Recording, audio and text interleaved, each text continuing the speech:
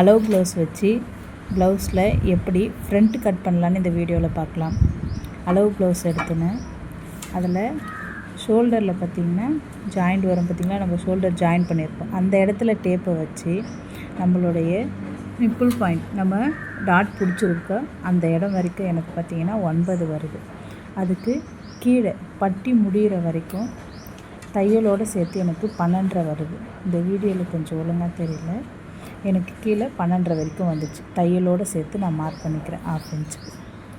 இப்போ நம்ம அந்த 12 இன்ச்சாண்ட ஸ்ட்ரெயிட்டாக கோடு போட்டுக்கலாம்.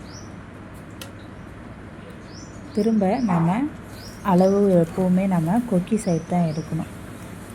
கொக்கி சைடு எடுத்து அதே டாட் எங்கே முடிஞ்சிருக்கோ அந்த இடத்துலேருந்து டேப்பு வச்சு நம்மளோட தையல் எங்கே முடியுதோ கொக்கி பார்த்திங்கன்னா எனக்கு 3.5 வருது. அது வரைக்கும் இருக்கிற அளவை 3.5 நான் மார்க் பண்ணியிருக்கிறேன். அந்த 9க்கு நேராகவும் கீழே இருக்கக்கூடிய அந்த 12.5க்கு நேராகவும் நான் அந்த 3 அளவை மார்க் பண்ணிக்கிறேன். ஸ்ட்ரெயிட்டாக ஒரு கோடு போட்டுக்கலாம். இப்போ அளவு ப்ளவுஸ் எடுத்து அதில் நாம் கீழே பார்த்திங்கன்னா டாட் பிடிச்சிருப்போம். அது எவ்வளோ பிடிச்சிருக்கணும் கீழே நம்ம தையலோடு சேர்த்து எப்படி பிடிச்சிருக்குமோ அந்த இடத்துலேருந்து நம்ம பார்க்கும்போது எனக்கு 1.5 வருது. இப்போ இந்த கோட்டோட சென்டரில் வச்சு இந்த பக்கம் 1.5 இன்ச்சும் அந்த பக்கம் 1.5 இன்ச்சும் நம்ம மார்க் பண்ணிக்கலாம். அதை அப்படியே ஸ்ட்ரெயிட்டாக கோடு போட்டு விட்டுக்கலாம். இப்போ திரும்பவும் நம்ம அளவு ப்ளவுஸ் எடுத்து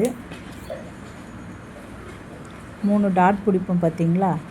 இப்போ அந்த டாட்டோட டிஸ்டன்ஸ்லாம் எவ்வளோ இருக்குதுன்னு நம்ம டேப்பில் அளந்து பார்த்துக்கலாம். எனக்கு இப்போ இந்த பக்கம் பார்த்திங்கன்னா 1.25 வருது. 1.25. இப்போ இதை நாம் அதோட எப்படி மார்க் பண்ணுறேன்னு பார்த்துக்கோங்க. மேலே வச்சு அந்த 1.25 அளவு நான் மார்க் பண்ணிக்கிறேன். அடுத்தது ஆம்கோல் கிட்ட நம்ம பிடிக்கக்கூடிய அந்த டாட்டோட அளவு எவ்வளோ இருக்குதுன்னு பார்த்திங்கன்னா எனக்கு 2 வருது. அந்த 2 நான் அதே மாதிரி அதோட மேலே வச்சு மார்க் பண்ணிக்கிறேன். இப்போ இந்த 2 டாட்டையும் நாம் ஜாயின் பண்ணி விட்டுக்கலாம்.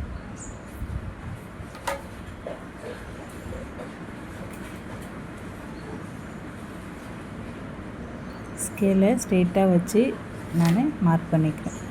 இப்போ நமக்கு 3 டாட்டும் கிடச்சிருச்சு. இப்போ நெக் லைனை ஃபினிஷ் பண்ணிக்கலாம். ஃப்ரண்ட்டு நெக்கை எடுத்து நாம் தையலுக்காக மேலே விட்டுக்கிற அளவில் வைக்கக்கூடாது. நம்ம ஸ்டிச்சிங் போடும் பார்த்துக்கிறீங்களா 2.5 எனக்கு நெக்கோட அகலம் 2.5 வருது. அந்த இடத்துல நான் கரெக்டாக மார்க் பண்ணி கழுத்தை அந்த இடத்துல வச்சு எப்படி பெண்டு கொடுக்குறேன்னு பார்த்துக்கோங்க. ஆம்கோல் கிட்ட நான் எடுத்து விட்டுக்கிறேன். துணியை சுருக்கம் இல்லாமல் பண்ணிக்கணும்.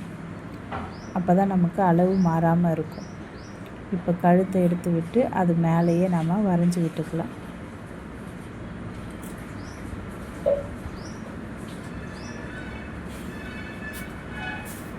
இப்போ இதை கொஞ்சம் பெண்ட் பண்ணிக்கிறேன். நான் அது கொஞ்சம் வளைவாக இருக்கும்.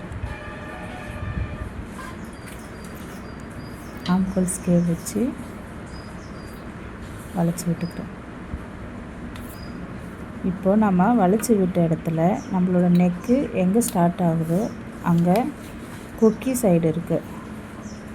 அளவு எடுத்து அதை மேலே வச்சு நமக்கு பட்டி எங்கே முடியுதோ, இந்த வீடியோவில் கொஞ்சம் ஒழுங்காக தெரியல, பட்டி நமக்கு ஸ்டார்ட் ஆகும் பார்த்திங்களா, அந்த இடத்துல நான் மார்க் பண்ணிக்கிறேன்.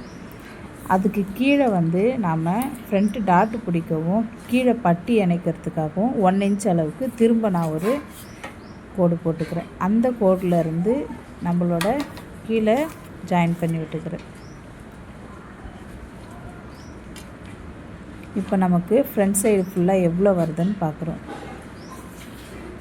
இப்போ இதில் எனக்கு 6.5 வருது. அந்த 6.5 நாம் இந்த பக்கம் எவ்வளோ வருதோ மிச்சம் இருக்கிறத நான் அந்த பக்கம் வச்சு மார்க் பண்ணிக்கிறோம்.